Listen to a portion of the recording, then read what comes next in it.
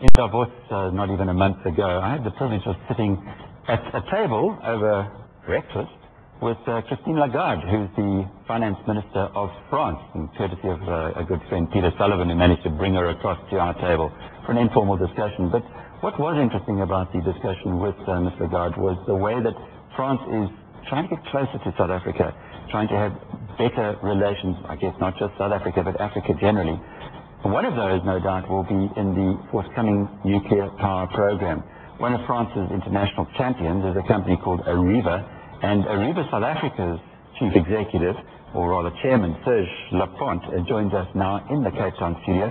Serge, thanks for being with us today. Maybe to kick off with, you can give us an indication on the issues, the power issues that South Africa are facing at the moment, whether this is something that is being felt globally. There's a worldwide tension on power. If you look at the India or China, for instance, they really feel the pressure of matching their growth rate with the development of their energy infrastructure. So it's not specific to South Africa. And the whole idea of nuclear power, of course, is coming back into vogue, isn't it? Yes, it is, definitely. The global warming had this effect. Nuclear is the only mass energy which doesn't produce any CO2. So from your perspective, Areva did construct the Koeberg power station. How long ago was that? We started in the late 70s, and if I remember well, Unit 2 was connected to the grid in 84. It's a long time ago, more than 24 years. More than 20 years. Was there any particular reason that you were told why the South African nuclear program stalled? Sorry, I missed that. Can you? Was there any reason that, to your understanding, why the South African nuclear program stalled, why it was not continued more aggressively in those 20 years? Well, in '96 there was Chernobyl, which basically put everything at a standstill worldwide. And after Chernobyl, there were very few new units constructed. But that's one point. And the other thing is that South Africa at the time had an excess capacity in generation, so there was no need for further investments. But that's all changing now, isn't it? Yes, it is, definitely. How much interaction have you had with Eskom lately about the proposed new program? We submitted our bid at the end of January, and now they are reviewing it, and we should often talk with them anytime soon.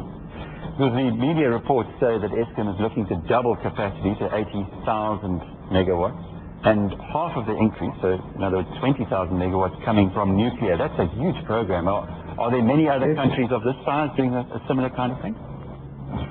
Yes and no. You have countries who have bigger programs that usually they have more than one utility. If you look at America, for instance, there's about 20 nuclear plants in project today in the preliminary stages. But it's not just one customer, it's 10 or 15 customers. Here in South Africa, Eskom has already identified bought two properties. A place called Bantam's Klip, which is in the Western Cape, and a Tastepunt near Kucha. Have you been along to have a look at these? I haven't myself, but our engineers have been there. And presumably the reason, or maybe you could explain to us, why is it that nuclear power stations have to be at the sea? Because it needs water to be cooled. So you need either a stream with a lot of water and regular water, or the sea. And the sea is obviously more reliable than streams. We're also seeing two other sites that have been identified on the west coast of South Africa. That's where the cold current comes down from the equator. Is there any particular reason why you need colder water? Well, the colder the water is, the better the efficiency of the turbine is. And is there any possibility of adding another turbine or another plant at the existing Koeberg operation? Yes, as far as I know, Koeberg has been licensed for 6 units, and there's only 2 on site. And presumably you'd have the inside track on doing that. Well, we have competitors, first thing. It's the Eskom has identified 5 potential sites to build the next units. Koeberg is one of them. But in our bid, we haven't been given more information than that. We quoted according to the 5 sites. Now you are going to be, or you've been shortlisted with Westinghouse, the United States or American company. Do you go head-to-head with them in other parts of the world? Well, most parts of the world actually. China and is the most recent example. And your record against them? In China, we both won. You both won. Okay. Yeah. But when you go head-to-head, where only one of you can win? It's okay, the only thing I can tell you is if you look at the next new generation plants, Gen 3, what you call Gen 3 Plus, which is what we are proposing, both of us, the EPR for Areva and the AP1000 for Westinghouse. Today we are building one in Finland, one in France. We're going to start 2 in China, and Westinghouse is starting in China. We're the only one building today. So, just perhaps you could dwell on the finished plant for a while. It is over budget, it is behind schedule. You don't think that that record might count against you here in South Africa? Well, no, not actually, because it was the first EPR we were building, so it's a case of finalizing the design as you build, which slowed us down because there's a lot of interaction with the safety authorities. But this is behind us. Now we have a certified detailed design, and we're the only ones to have that. And we've been through the learning curve. What's the difference? Our competitors still have to do that. Well, what's the difference between EPR and the second generation nuclear plant? EPR basically it's the same basic technology. It's still pressurized water.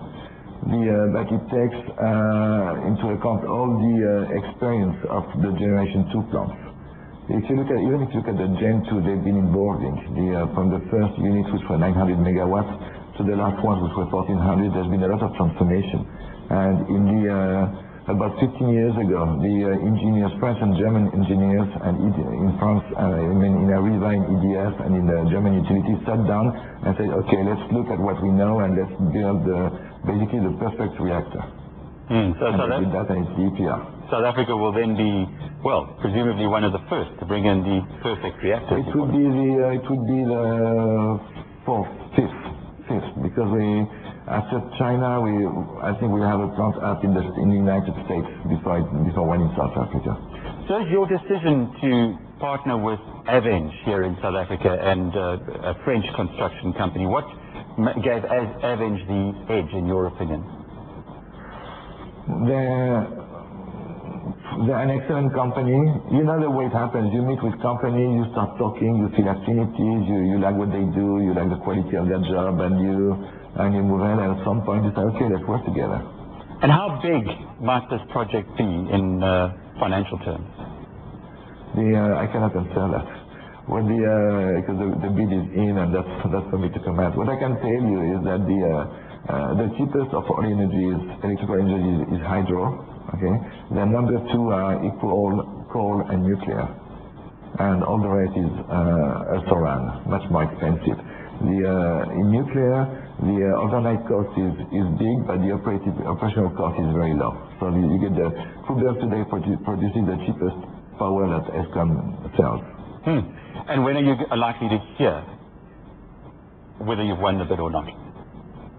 Well, it's in Eskom's hands. They're working very hard. What they said is they want to select the winner and have a contract in place before the end of the year. And I'm sure they do their best to achieve that. And then you would start construction by when? It's about 2 years later. You need to go through a licensing process. You need to go through the environmental inquest.